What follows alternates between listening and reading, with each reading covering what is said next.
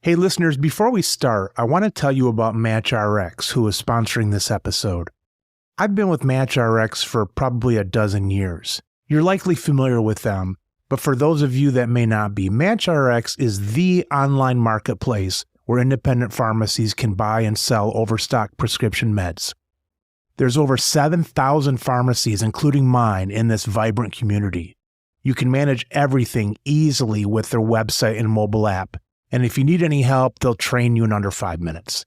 It's fast, simple, and reliable. And ShiftRx is fully DSCSA compliant, so you can trust it. I use ShiftRx for my inventory needs, and I'd recommend you use them too. Visit ShiftRx.com today and tell them I sent you. You're listening to the Business of Pharmacy podcast with me, your host, Mike Koelzer. Autumn and Leann, for those that haven't come across you online, introduce yourself and tell our listeners what we're talking about today. I'm Leeann Haddad. I'm one of the co-founders of ShiftRx. I'm Autumn-Kyoko Cushman. I'm one of the other co-founders of ShiftRx. Today, we're going to talk about ShiftRx. We are a seamless placement platform. We make it easy for independent facilities to find staff and easily integrate those people into their clinical workflows. Just this morning, one of my technicians said to me, I'm moving on to a different place because they're open weekends. It's going to be better for me and so on. I had just a pleasant demeanor with her. It was a part-time gig that we had for her and things like that. Sure. But inside, I was saying, oh, crap. If someone said to me, like, Mike, part of your store burned down, or you had a robbery last night, or whatever, I'd say, oh, that's just another Monday. But I think I can speak on behalf of our listeners. All the staffing stuff is just a pain in the ass. Sure. And you leave someone good, too. It's a headache, and to retrain people and find people, it's time-consuming. Well, Leann, she's not that good. She wasn't that good. She came in, she was decent. She was decent, but she had to miss a few shifts because of someone she was caring for needed more help and things like that. So we didn't lose a lot. But it's just a pain in the ass to start that thought process up again. Leann and Autumn, what is the worst part of your week? Fundraising. We have a ton of demand, honestly. So like our social medias, like we have hundreds of messages, so many emails coming in. Obviously the platform's new, so there's a few issues here and there. So we are constantly talking to pharmacists and technicians all day. I've worked in pharmacy my whole life. I've worked customer service jobs. I'm used to that. It can get exhausting, obviously, but that's part of our mission. We want to help pharmacy professionals. Other than that, though, fundraising has been just awful for me. Yeah, so we're trying to raise some capital right now so that can help us expand and grow our team and things like that. But it is very time consuming and it just pulls us away from running the actual business itself. Are you doing that just as if people might find support staff through your program? Is there similar things for fundraising? Are you going through an app or a company of some sort? We're not going through a platform or an app. There are things that exist like that. However, they are very predatory in nature, and you'll find that there's a lot of programs out there that want you to pay to pitch, or there's angel syndicates where they want you to pay a fee. And what we've found is that the best VCs come with warm introductions. And it is time consuming. You really have to build up a network, especially if you're first time founders like us. And we're fortunate that we have a lot of connections in this space through my fiance and his startup and through friends in the ecosystem. However, it is very time consuming to fundraise. And it's a lot when you're running a business that is filling such a need. And it's also difficult when you talk to investors that don't know the pharmacy space. We have talked to many of them that are not bullish on pharmacy. They're bearish.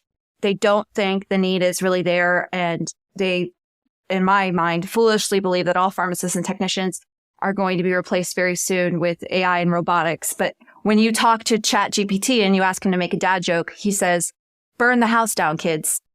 That's not ready to interact with patients. Where do you guys come up with those names then when you're looking for VCs and things like that? Is there a database of some sort, or are you in a geographical area of people that you know and things like that? Yes, there are databases of some sorts. However, most of the VCs that we've talked to have been introductions from some of our angel investors and then introductions through people in our network. And we've been fortunate to meet some really great investors, and hopefully we're going to be closing our seed round here soon. And so for me, I would not say fundraising is the worst part of the week, even though that's my primary job as CEO is doing our fundraising. For me, it's a lot harder to deal with some of the customer issues that come through.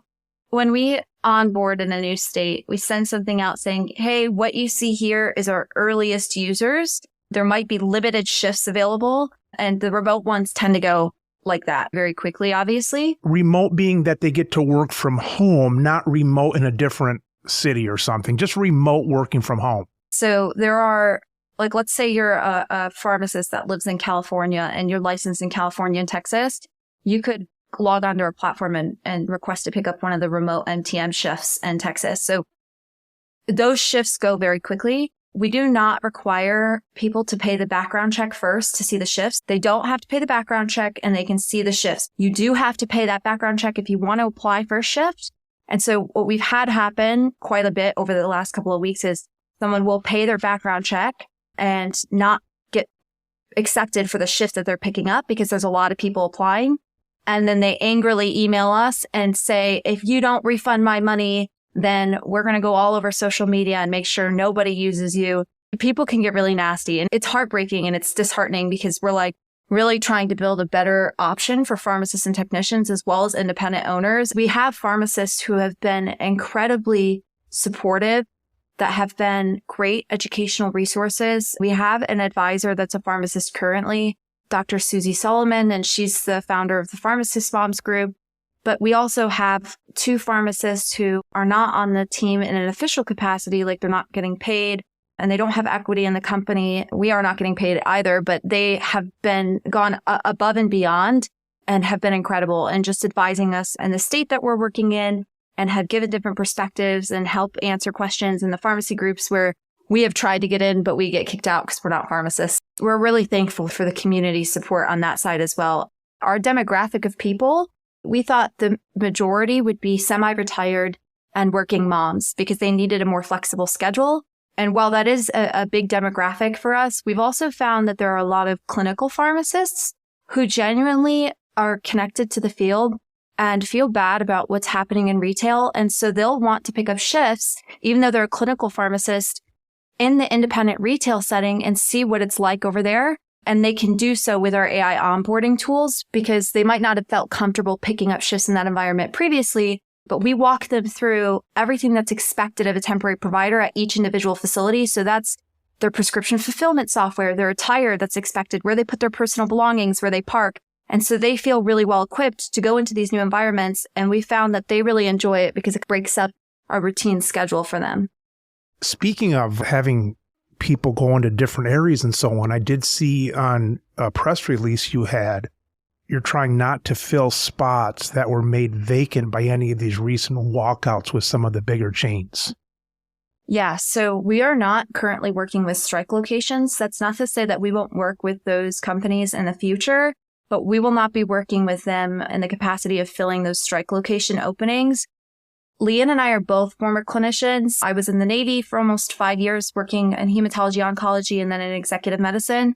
And Leann was a pharmacy tech, a lead tech and manager at CVS for almost 6 years. So for us, we think that the providers need to be put first. And for so long that the alignment has been out for providers and corporate. And so when you begin to shift that alignment back to where it needs to be and the providers are getting paid more, they have more flexible schedules and they have that transparency, none of that happens without someone like us coming in and making sure that transparency is there and that these companies are held accountable. So we don't want to add to the problem. We're truly trying to shift the power back to the providers. All right, ladies, so when you were thinking of this, what holes did you think needed to be filled? And it seems that in business now, it's not just filling a need, but you want to have a little bit of an idea or flair to that in order to attract investors. It seems like there are different employment staffing things in that. Yeah.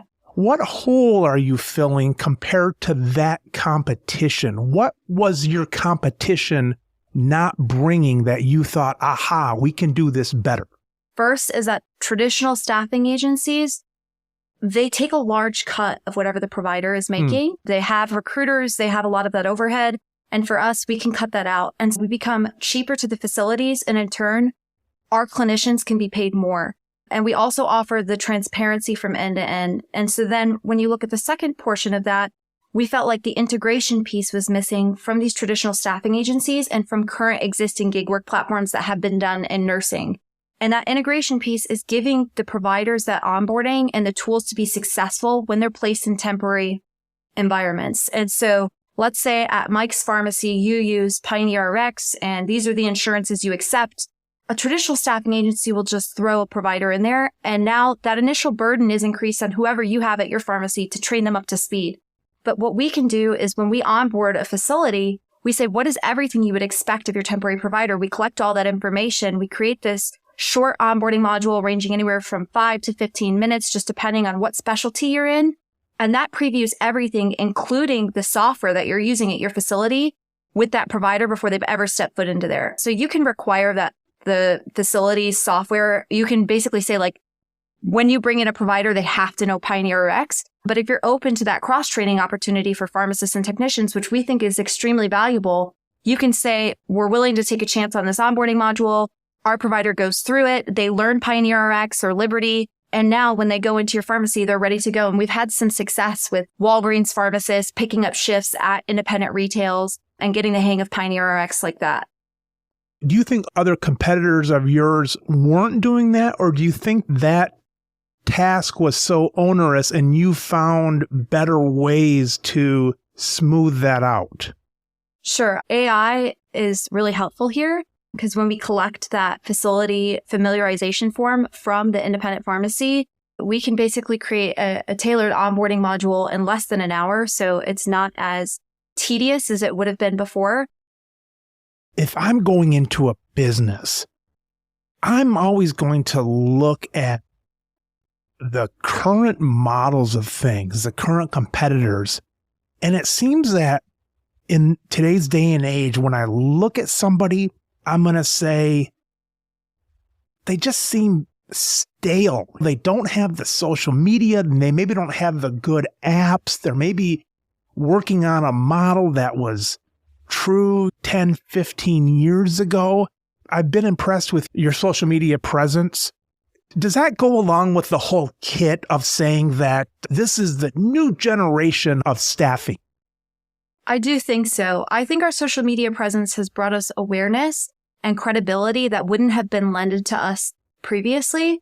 I think providers in general are skeptical to adopting new trends, especially in pharmacy. And I think that our social media presence has brought us awareness and people see us on Instagram or TikTok or Facebook and collaborating with some of these leaders in this space, meeting with people like yourself, like Shane or Bled. And then to them, that adds us legitimacy because when we first started this, we had a lot of people who were like seeing our rates and thinking it was a scam. And they couldn't comprehend how we were able to have some of those rates. And in our mind, we hadn't even thought about that. We were like, oh, we cut out the middleman. And so we charge the facility less. Our providers get paid more. And people all over Facebook were like, this has to be a scam. And we were like, it's not. And it's same day pay. And they were like, no. So we really started hammering in on our social media presence to tell people our story and say, hey, we are providers. We're doing something that we think is more efficient and get the word out there for us because we couldn't hire a fancy marketing team. We couldn't buy billboard ads. And I think people were skeptical, rightfully so, to give us a chance. Yeah, even like attending conferences and things, like these large companies know about us, like presidents of these pharmacist association boards, they know about us. So it's definitely helped the social media presence. I have a lot of those people that know me too, but it's in a negative sense. Don't let him near any of this. But where is the efficiency then? Your prices are lower. I imagine you're not trying to make a race to the bottom and pay less and all that kind of stuff. I imagine you're trying to pick that up with efficiencies. What are those efficiencies? Yeah. So for us, like we said, we don't have any recruiters. At the beginning, we are recruiting a little bit just to make sure those shifts are getting filled. But what we hope to have here in the future is that the shift commission will adjust dynamically based on the priority of the shifts. If you need coverage for your pharmacy 8 weeks out and you're posting that, then you'll be at that lowest tier of commission, which is 10%. And if you need someone day of, that goes all the way up to 45%. But at the end of the day, traditional staffing agencies take anywhere from 60 to 120% of what the provider is actually making. And so we're cheaper to the facilities, and then our providers in turn get paid $5, $10 more an hour. And then they get that instant cash out after their shift is over. That's kind of a new trend with the same day pay. We haven't done that ourselves, but I know some people are doing that. My only concern with some of that same day stuff, if you have an employee, is they almost get to decide, I haven't thought this through, but they almost get to decide, yeah, I'm employed today and I need that, so I'm going to work and I'm going to get the money, but tomorrow I don't really need the money too much, so I'm going to not be there. That's probably not true. That's just a thought I have. Sure. So for us, that I would say that's like our goal is that we have a variety of different independent facilities that might need ad hoc coverage. So maybe you have someone that's out sick or you have the holidays that need to be covered. That's exactly what you guys need. It's almost like the exact opposite, Autumn. What's good for you guys, that's a selling point of people saying they can do it when they want to. For us, it's like the opposite. So Autumn and Leann, what was the biggest surprise that you thought, of course, this is this way in the industry, but it wasn't? We had some preconceived notion when we first started this that this is such a great deal and the options out there are terrible. And so we thought we would get independent facilities just so easily. And I would say that we had all these providers. When we first launched our waitlist, it was the end of July. And by the time we went to launch live the second week of August, we had over 9,000 pharmacists and technicians in all 50 states. And that was just from organic social media traction, which we were super excited about. And we launched with just a few facilities in Texas. We launched with 9 facilities and 204 clinicians on the wait list. We had over 93% conversion rate for clinicians. And within a couple of weeks, we had over 1,000 pharmacists and technicians on the platform and still only a few facilities. So we had to run off to the races to go get more independent facilities. Facilities that would possibly want to hire these people. Yes, independent pharmacies, remote MTM consulting, like boutique consulting.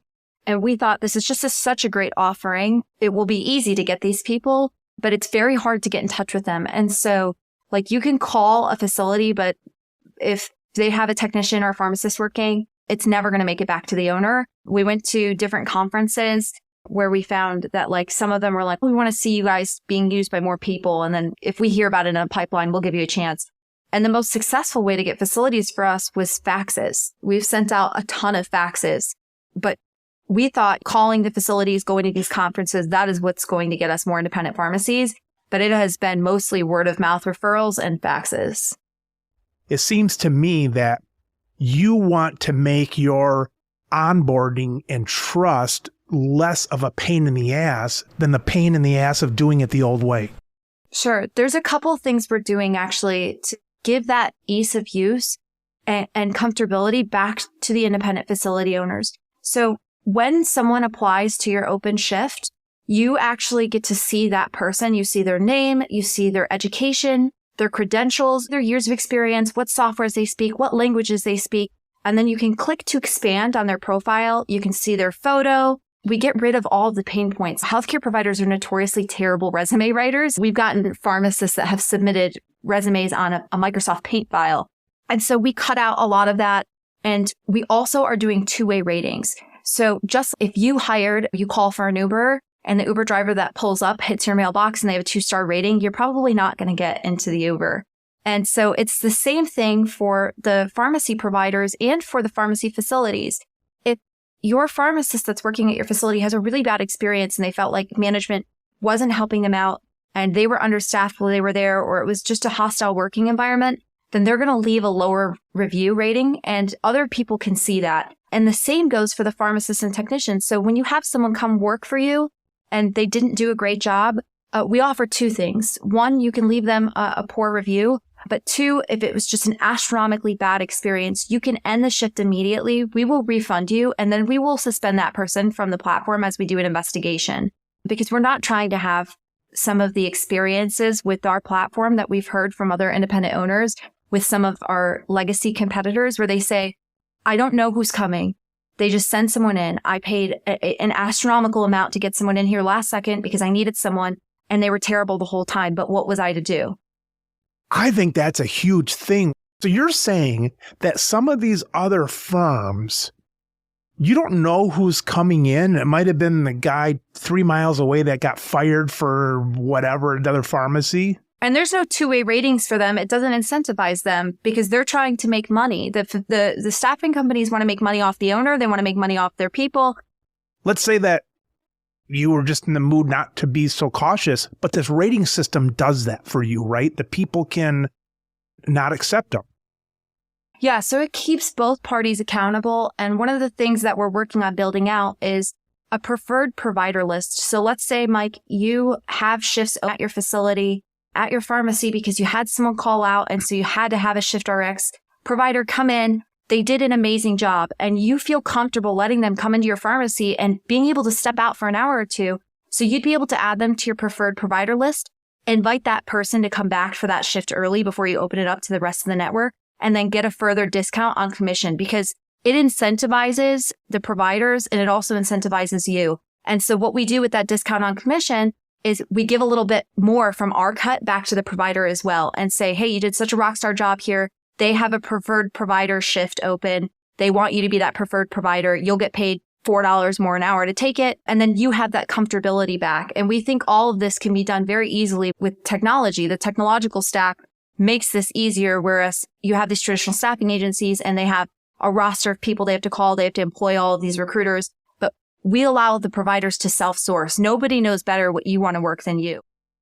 All right. So ladies, it seems to me that when you're trying to raise some funds, you're not the old school.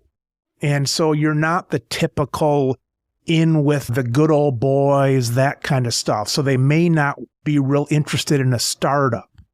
You've got some people that are more interested in a startup because they don't like the good old boy kind of thing. Yeah, I would say that's 90% of VC funding is for startups. When you guys look for investors, what feedback do you get? And have you had to pivot that search for investors over time? Feedback from investors, what we have learned along this journey is that you should not listen to whatever feedback they give you. It's probably not real. There's a big saying in the startup community that's believe the no, not the why. And so any reason that they give you is probably BS. They're trying to bring you down? They don't understand the space. There's a lot of FOMO. If they see another investor saying, I'm going to invest in this, then you'll have a bunch of investors at once. But someone has to take that first bite. They want to jump in, but not till someone else jumps in. And so for us, like we raised a small friends and family round from literally friends and family and a couple strategic angels, small checks, 5 and 10K. And then we're raising our seed right now. But people are they want to see other investors are really in on this. And some of the really good investors out there have been conflicted out in investing in us because they're invested in another gig work platform. There's 6 or 7 large gig work platforms that have been done that are newly minted unicorns. So they're worth over $1 billion. They're less than 5 years old, but they're on the nursing side.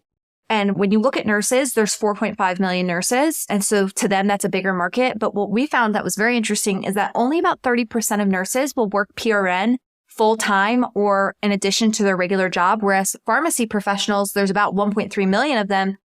We found over 90% will work PRN in addition to their full-time job, or whether they're semi-retired or they're in school. Pharmacists love working PRN. Some of these investors, they might listen to you, but because they don't know the business, they're saying, all right, you're throwing out numbers and I trust you, but are we looking at the right numbers and things like that? I can see where they're just waiting for someone to jump in.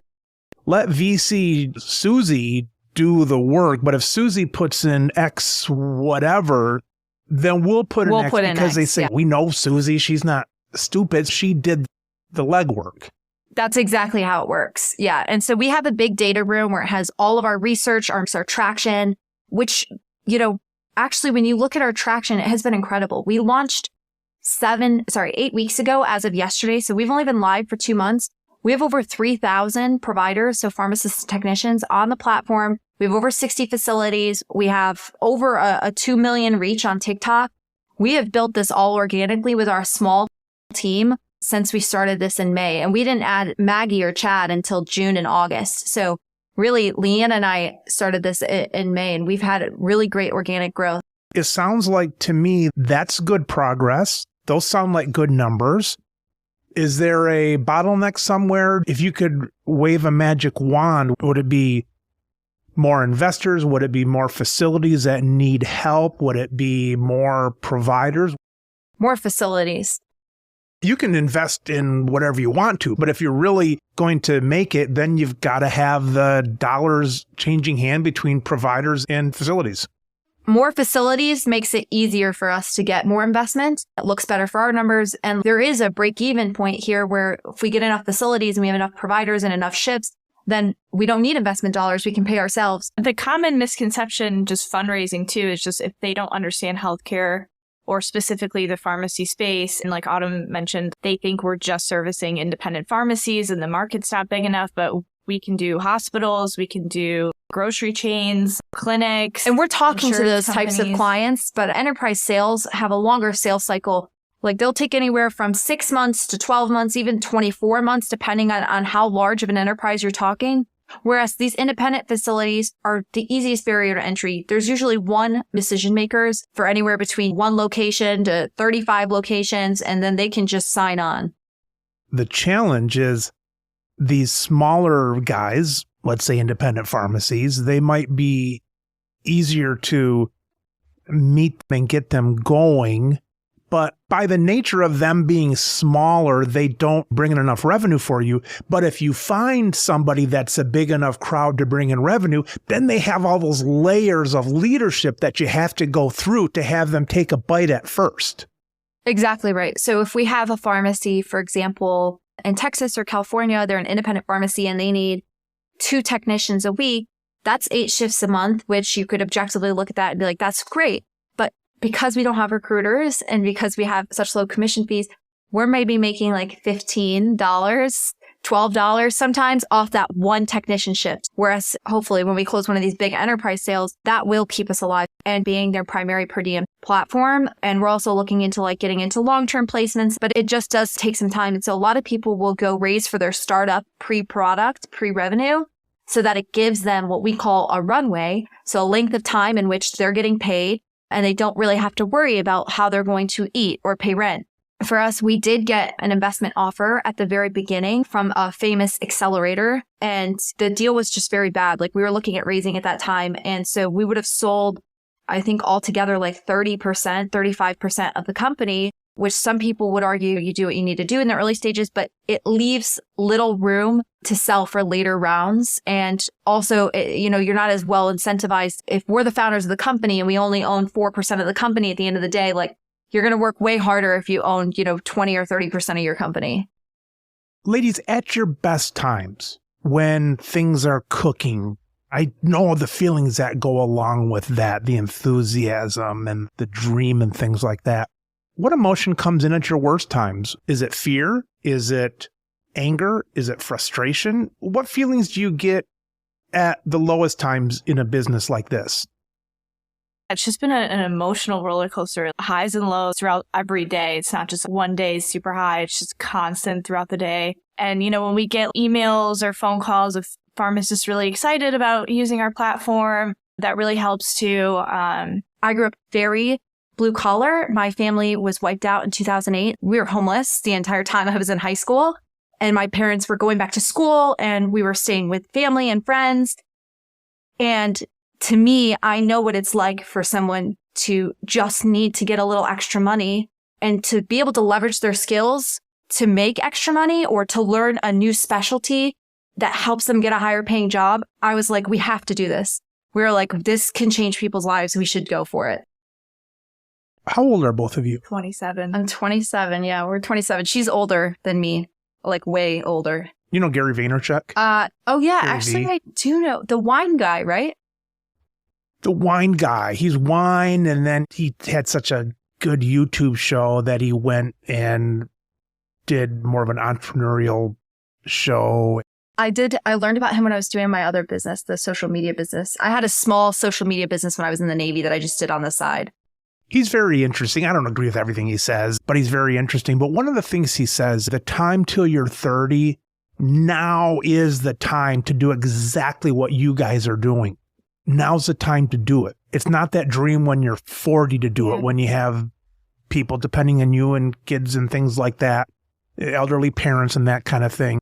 Now is the exact time to do this. It's time to figuratively, 4 or 5 guys living together in an apartment, and using that money to do this kind of thing. If you don't do it now, when are you going to do it?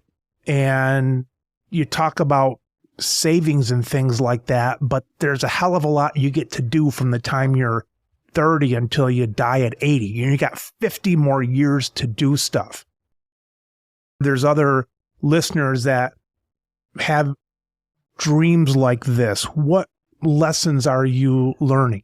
I would say doing this has taught me to be more consistent and disciplined just overall on a day-to-day basis. Even just public speaking, things like that. You just get a lot better at it and more comfortable and just confident. I will say, so yes, when you're young is the time to do it. I think there are different circumstances, and the stars really aligned for us because both Leann and I, when we first graduated high school, we're both helping support our families financially in different ways. And so not everyone has that luxury. But if you have an opportunity in your life where you are unencumbered and you're not financially supporting someone else, then that is the opportunity to take it. And I don't think, even if ShiftRx ever shuts down and we have no savings and no job, I will never look back on this and be like, I wish I hadn't done it. But I think there are many times in your life in which you'll look back and be like, I really wish I would have done that. And I think everyone knows someone that's, I had the idea for Uber, or I had the idea for LinkedIn first, or I actually came up with this. Execute. You have to execute. And that is every single day on this job. There's a really famous saying where it's you never want to be the smartest person in the room. I, for a fact, know that I am never the smartest person in the room. I'm okay with that. But every single person that you meet in this business, and not just this business, but any business, there is something to learn from them. Even if you think that person has an ego or they're arrogant or something, there is a lesson to be learned from every step in life and from every person. And I think you can walk away with a negative outlook on that person or on that business or that point of your life, but that won't do anything to help you. If you look at the positives and you extract the positives from each experience, every conversation, it will help you build more skills as you move forward. We've had hard lives. We've worked multiple jobs, taking care of our families. Doing this really set us up for success. My mom, she's going to write into Mike and be like, she had the best life. Because I had a very privileged early childhood. My parents were both Marines and then realtors, and we got wiped out by the 2008 crash. So we had to restart. And my parents actually have been a huge inspiration for this because my dad, who is now in the Air Force Reserves and he's a cop, they both went back to school. My mom became an occupational therapist. My dad became a cop. They both did this while I was in high school. So when I first started college, we were all in college together. And my mom was like, I'm not too old. And what's funny about it is that her original dream was to become an occupational therapist, and my dad's original dream was to become a cop. But they had so much money in real estate, they kept building on that. And even though obviously I'm sure neither of them would want to go through it again, I think there are little blessings in disguise because now they're both doing careers that they find to be very fulfilling. My kids are going to keep therapists in business for a long time. That's a symptom of the Gen Z. How old are your kids? I got 10 of them, so they're from You have 10 kids? You have 10 kids? Yeah, I have 5 boys and 5 girls, so they're 30. Oh my gosh. 30 down to 13. What an even balance you got there. Even balance. Yeah, how'd you plan that? I don't know, they're all single births, and I say I've got 10 kids, and my wife says she has 11 kids. I'm not sure how that math works out. Oh, they're going to keep therapists forever in business. I just hope when the therapist rats me out that they're going to say, look, parents, they're just a couple of schmucks that met each other and got married and had kids. I hope it leads to understanding, not to blame. Man, if they do, so what? I can't control that. When you are so busy, you don't have time to be depressed. Even during this, we have these lows, but there's no time to sit around and be sad. I've had a lot of immigrants on the show, and they may not have been financially destitute, but nearly every one of them had that drive coming to America. Yeah, I was just going to say, my parents are immigrants and they don't even believe in depression. None of that. Like, if you were like upset, they were like, what are you talking about? They would get mad at you. We'll give you a reason to be upset. Yeah. But see, for your kids, because you have 10 kids, I feel like also the other people we ran into that are very successful or are very motivated are people that come from larger family groups, because there's almost like a scarcity thing there. And so you're constantly, you have to learn how to share. You have to learn how to co-inhabit. You have to learn how to be responsible because you have all these other siblings. Likely the only reason I do this show is because I was the youngest boy in our family. I came from 12 kids. And so when you've got, 7 older siblings, something like that, you have juvenile humor and you do things to get a laugh out of people. And that's just the way you do it in your family structure. And so I think some of that comes over to the show here. Maybe it's an attention-seeking thing. And I don't make apologies for that, because if I didn't have that, I maybe wouldn't be doing this kind of thing. So there's always reasons why you're doing something. And I guess it's the old, you turn the negative into a strength kind of thing. Sure. Yeah, that's interesting, because both you and Leann are the babies of the family. Hey. We thrive. We got to prove ourselves. I'm the oldest. For me, it's I need to do this because to me, this is the quickest way to build generational wealth, to keep myself from being in that position. And then I can take care of my family and I can do all these things. I used to read a lot before I became like 40. I'd read every night in bed, business books and things like that. But as soon as you turn 40, you're like, this crap's all the same. You're reinforcing these things. All this stuff's the same. Now I'm just going to speak and everybody else has to listen. But I tell you, on the articles that I would always read, like in Inc. magazine, I read a lot of Inc. and Entrepreneur magazines. And every single person in there had a lot of setbacks. Not me. I didn't put myself in a position that would make for a good Inc. article, because they would say, Mike started here and then he got really nervous and then he did this. It all went fine, but then he got really nervous again and it all went fine. And then he got really nervous again.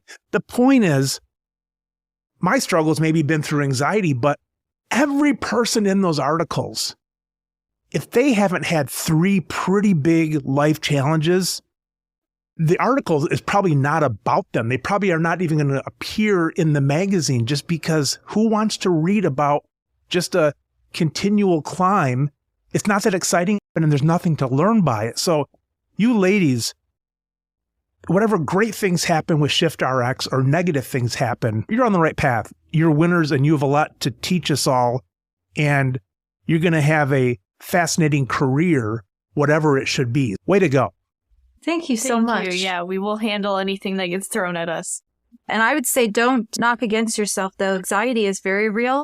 And I think that is a setback, because you are your own critic and your own worst enemy all the time. And we all have that little voice in our head that's like, don't do this. You're going to fail. Who do you think you are? The imposter syndrome does not go away when you're doing a startup. In fact, I think it just amplifies. And kudos to you as well for starting this podcast. We're big fans of it. The team, we listen to it. We put it in our team huddle. Yeah. Oh, thank you. You guys accidentally sent an email that went my way. It was just between your teams, but it said, we're going to have to talk to old crazy Mike this afternoon. We'll add you to our Slack. LeeAnn and Autumn, boy, great having you on. Thanks for your story, because in the end, whatever happens, it's going to be a lot of success. And so thanks for bringing us on your journey of success. And we wish you all the best. Yeah, thank you for having us. We love talking about it. Yeah, thanks for having us, Mike. Yeah, we're trying to make a difference here, especially for pharmacists and technicians that's going on. And we're going to continue to strive for that and keep our mission first. Very good. All right, ladies, we'll talk again soon. Okay, thanks, Mike. Thanks. Thank you.